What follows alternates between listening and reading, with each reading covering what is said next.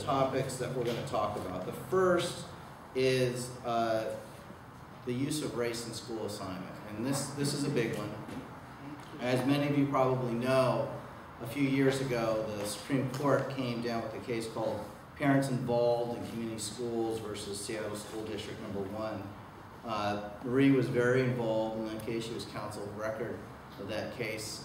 And so we're going to be posing a lot of questions to her about it. And the issue there was in the Seattle and Louisville schools, there was some limited use of race in terms of individual student assignment. The Supreme Court, by 5-4 vote, struck that down as being unconstitutional. And what you had was just in the majority, you had an opinion from Justice Roberts, in some respects on behalf of 5 justices, in some respects on behalf of 4. The group of 4, not surprisingly, were the Chief Justice, Justice Alito, Justice Thomas, and Justice Scalia. Justice Kennedy wrote a separate concurring opinion. And then you had the other 4 members on the court dissent. And really one of the questions that comes out of that case is, what's the law? A lot of us, particularly on the civil rights side in these cases, argue that what Justice Kennedy did was distinguish situations in which schools assign students individually, in some cases based on race, versus the use of geographical boundaries to assign students. What Justice Kennedy really said in that case is, if you assign some students as individuals by their race, you get into strict scrutiny.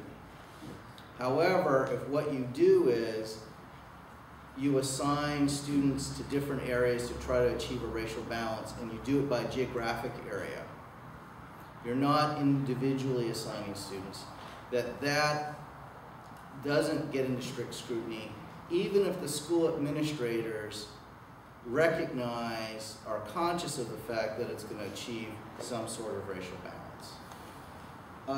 And since then, there's been a Third Circuit case in this case, in a case called Doe versus the Lower Merion School District, that on the one hand said what Justice Kennedy said is dicta is not the law, but yet went ahead and wrote an opinion that read a lot like what Justice Kennedy's concurrence was, and found that the Lower Merion School District, since they had used school assignment, the school assignment plan, as opposed to individually, by geography, as opposed to individually moving students around, didn't get into strict scrutiny. So that's one topic that we're going to talk about. A second, and one that you've seen cases in a number of states, maybe even a majority of states, involves the right to equal education under state constitution theories. And a lot of these cases, not all of them, are based on not unequal school funding.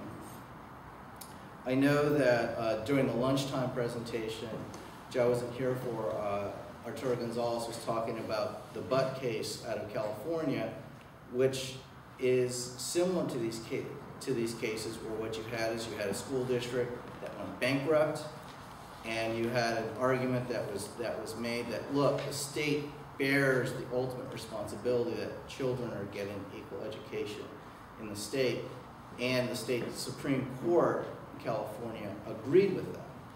However, one of the problems in that case is, and this is one of the types of problems you run into in these types of cases, is that a majority of the court, though, also said you can't dictate a particular, the judge in the lower court had ordered the state legislature to do some things financially to help this district, and the Supreme Court said that there are limits on that.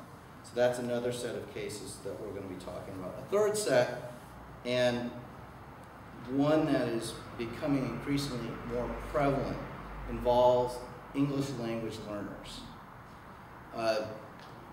And there was a case in 1974 called the Lau case. It involved Chinese students in San Francisco The district wasn't providing them with any education, and the Supreme Court said that that violates Title VI of the Civil Rights Act. Around that same time, the Equal Education Opportunities Act was amended to provide a right to a meaningful education for children who are English language learners. And over time, what was adopted was a three-part test, in this case in the Fifth Circuit, called Castaneda. What the school has to do is three things for English language learners. One is that they have to use a theory that's either recognized or as being sound in the field, or is deemed to be a legitimate experimental theory. The second is that the school district has to show that they've actually tried to implement that theory. And the third is that the school district has to demonstrate that they've actually achieved some results. Now, a couple of years ago, the Supreme Court, and I know Marie also filed an amicus brief, I believe, in this case, in a case called Horn versus Flores, dealt with this whole issue in the context of Arizona, where a case had been filed, I believe, in 1992, arguing that one district in Arizona had violated the Equal Education Opportunities Act by not providing the services for English language learners. Through a series of events, it ended up that the whole state ended up being subject to this lawsuit as defendants, and there was a consent decree against an order by the court against the state, and in part it resulted from state officials, some of the executive officials, believing that they should be part of this order. The legislature felt differently about it. The state executive officials who took over from the former state executive officials felt differently about it as well. They tried to get the state out of this decree under Federal Civil Rule Procedure 60. And this case got all the way up to the Supreme Court, and there was a lot of discussion as to what are the circumstances under which the school district or state needs to provide assistance to English language learners, and how much flexibility does the state have in terms of doing that. Another topic we're going to discuss involves special education students. And actually, one of the things we're going to talk about is a case where Marie and I are on opposite sides. My organization, the Southern Poverty Law Center, filed a lawsuit involving students in New Orleans. We filed a lawsuit against the state. It came out of Katrina when the state took over the school system. And one of the things that happened as a result of that is that special needs and disabled children weren't getting, or at least in our view, weren't getting the services that they required. And we'll be talking more about that case when we get into the teeth of the conversation. But for now, I'm going to introduce the other panelists. They're going to talk a little bit about what they do, give some opening remarks, and then we're going to get into each one of these issues. So let's start with Alan Rahm. If you look at Alan's bio, he introduces himself as being an employment attorney. And over the calls that we've had with respect to this panel, it is amazing how much work that he has done in the field of education. In fact, his work touches upon all the issues we're going to be talking about today, as well as issues in addition to that. Alan, among other things, he's had a over 35-year career, been in a number of places. Over 40, okay. He was, for several years, he was at the Boston Lawyers Committee, the affiliate of the organization that I'm at. He was the executive director of Massachusetts Appleseed, and he was an assistant attorney general in the Massachusetts Attorney General's office. So, Alan? Okay, thank you. Before I begin, I would just like to thank Kay Hodge for inviting me here, and to Rich Cole for recommending that she do so. I'd also like to thank Roy Hammer for his years of support when I was at the Boston Lawyers Committee. He was on the board the entire time I was there for about 18 years. And he was very supportive of me and all the things I did, particularly some things that a lot of people didn't like. One in particular, bringing a lawsuit against Boston University for taking over the Chelsea Public Schools. So what I'd like to talk a little bit today, or in introducing what I want to do, is I want to introduce each of these subjects that I know something about or claim to know something about, and then when we get into a discussion, I'll be able to elaborate. Perhaps over my nearly 40-year career, most of it was spent representing parents of children of limited English proficiency. And I don't use the term English language learners because I find it offensive. I may be the last person not to use it, but I think a more descriptive term is children of limited English proficiency. After all, Albert Einstein did his best work in a language other than English, but he was limited English proficient. And these children, many of whom come to school with a lot of gifts, but one of them is not their proficiency in English. So how does a school district go about educating these children to learn everything that everybody else is learning and to learn English at the same time, to become proficient in it so that they can continue their education in English and be able to compete successfully with all other children so that language is not a factor.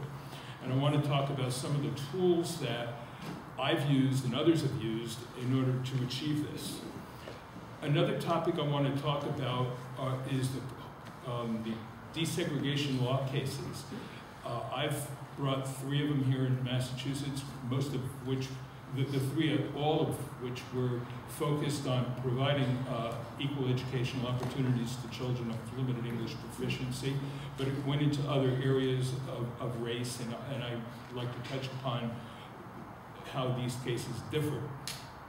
Another topic I'd like to talk about is school finance, where I spent 23 years as co-counsel for the plaintiffs in the Massachusetts school finance case, which originally started out under the name of Webby versus Dukakis and ended under the name of Hancock versus Driscoll. Currently, that ended in 2005 with the refusal of the Supreme Judicial Court in Massachusetts to grant the relief that then Judge Botsford had recommended in a 350-page findings of fact, all of which were in our favor. I'd also like to talk a little bit about charter schools and their failure to provide equal educational opportunities to children of limited English proficiency. There's maybe one school in Massachusetts that even attempts it. All the others don't do it. And a couple of years ago, my colleague, where I work now, was able to get a provision written into the law in Massachusetts that said if you're going to, in certain areas that serve poor children, if you're going to be approved by the state to open a charter school, you've got to be a proven provider, which means that you've got to demonstrate a track record in serving children of limited English proficiency. So that's what I'd really like to, those are the areas that I'd like to cover during this discussion. And I'd like to talk also about how the tools that we've used have changed over the years. When we mentioned Lau versus Nichols, it didn't go off on the Constitution. It went off on the interpretation of the regulations of the then Department of Health, Education, and Welfare, which basically had an effects test. And that merely providing the same pencils, teachers, books, and so forth was not providing equal educational opportunity for children who could not understand the language of instruction. That whole case has evolved, culminating in the Flores case, where everything is much different. The tools we used to use then of